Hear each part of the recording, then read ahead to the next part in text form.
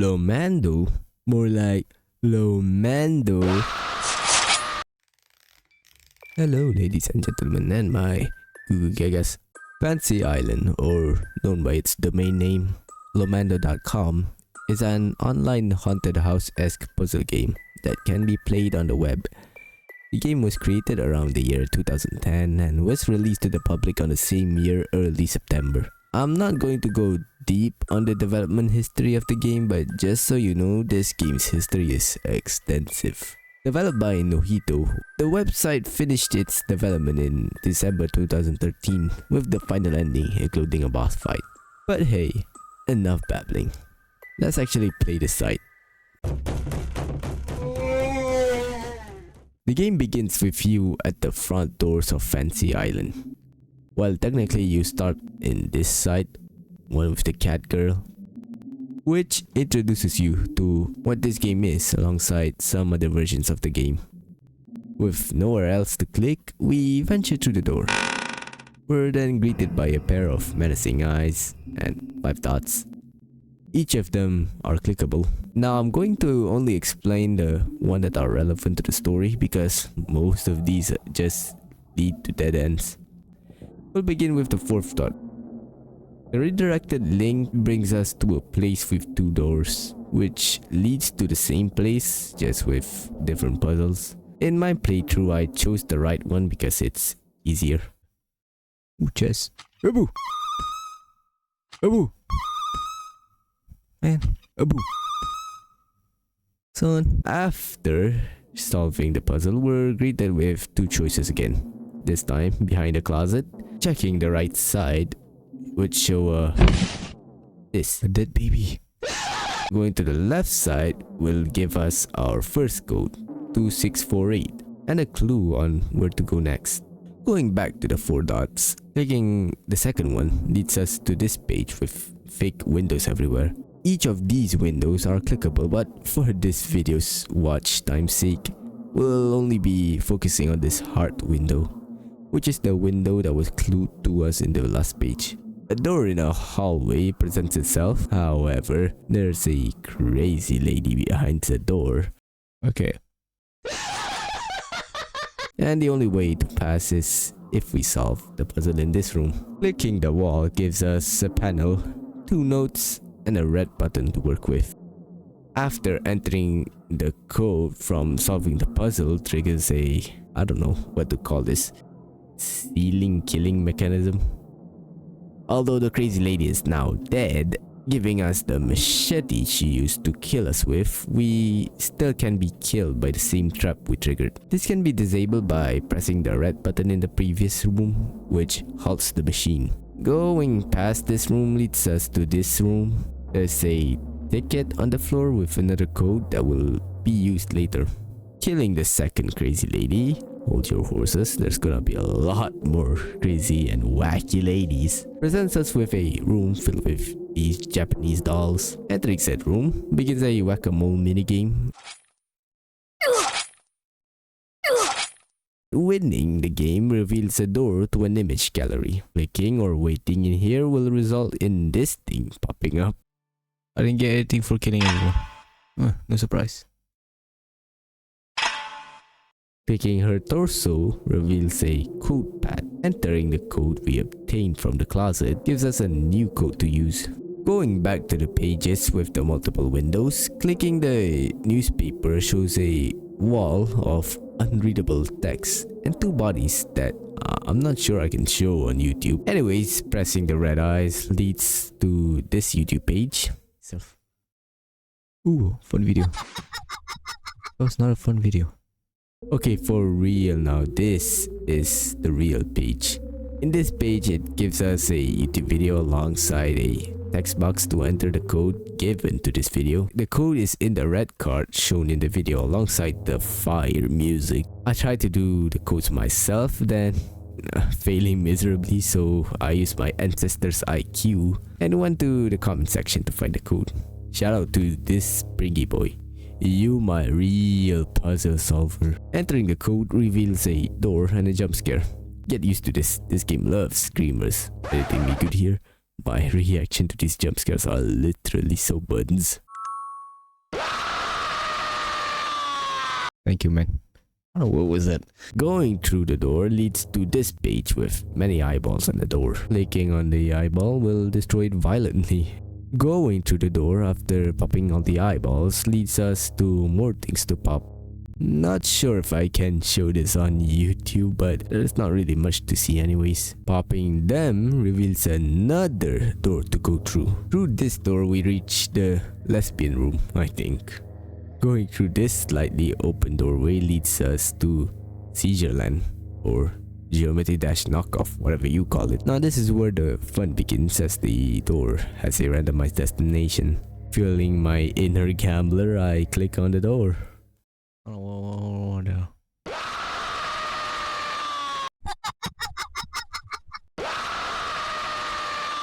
Back to back jump scare, bro.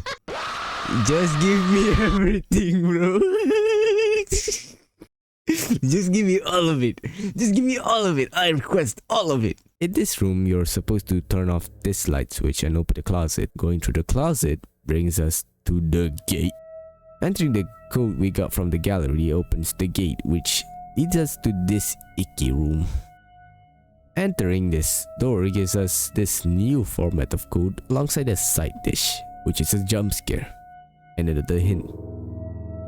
Going back to the main page again, at least a new variation of it, as in my playthrough it got turned into some dolls and the mirror substituting the dots. Clicking on the first formerly dot brings us to a page with floating laughing heads. Clicking on the most top head brings us to a wall of red text again. Inside this wall of gibberish is a link to another page, the puzzle door. The puzzle itself is simple with the code we got from the previous door, and entering said door brings us to this rock paper scissors minigame. The goal of this minigame is as straightforward as it can be. Just lose when the video says win, win when the video says lose, and cause a draw when the video just doesn't say anything.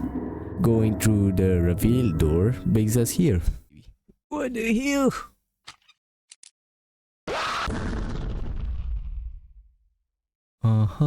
I blasted her. With the newfound instrument of death and destruction, we mow down any vile demons we approach. Especially in this room where you have to walk in the dark. Here we reach the stair. Now, I got stuck here for a good while, like a headless hen, because of this one mechanic where if you kill this lady child, you are cursed to go down the stairs forever. And me being the trigger happy shooter I was, just kept on shooting anyone that even dared look at me. If you didn't kill the ghost child and walk down a couple floor, eventually we reach this tape recorder.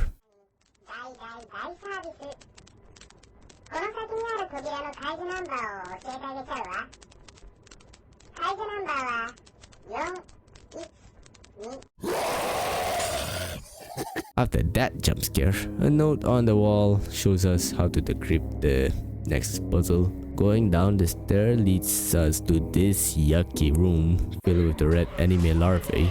There are two doors to go through. One is locked behind a code we don't know the three last digit of, and another one where it leads us to this room with a light switch. Turning off the light will reveal the Game Boy, who helps us by giving a hint of what we need for the next puzzle. Remember the ticket code with arrow thing? Yeah, the code is used for two different clown doors, which is accessed from area shown by the puzzle kit. Now both door has a rock paper scissors minigame, or as I call it, RPS fighting minigame, which is pretty easy, but this is not the last time we have to fight. After the fight with the monster gives us half of the code needed. The second half is obtained through the same minigame, just different monsters. Once the code is obtained, you can just go past the entertaining child and go to the middle door.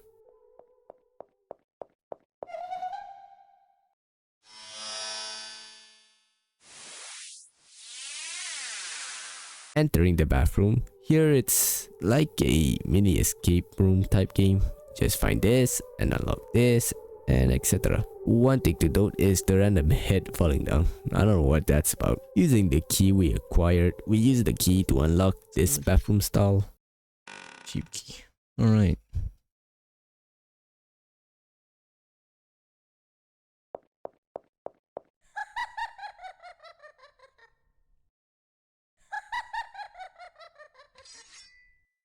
What the hell?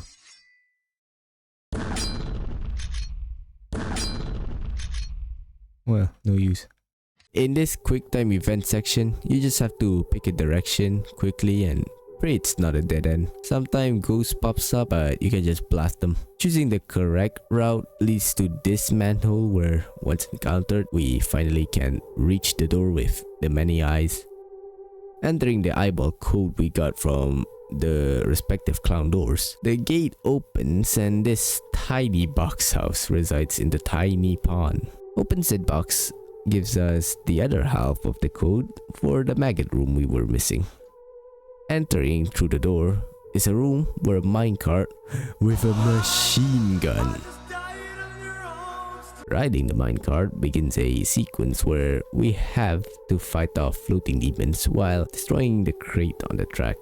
Simply don't die, and we reach the light at the end of the tunnel. Arriving at the end of the track is a door that awaits our entrance.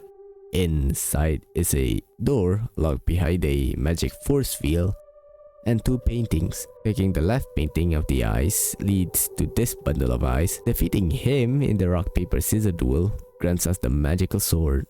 Ooh la la. With this sword, we go to the left painting of the dolls, which brings us to another whack-a-mole minigame like last time. But this time, if we win, there's a boss fight where you have to click the doll to damage it.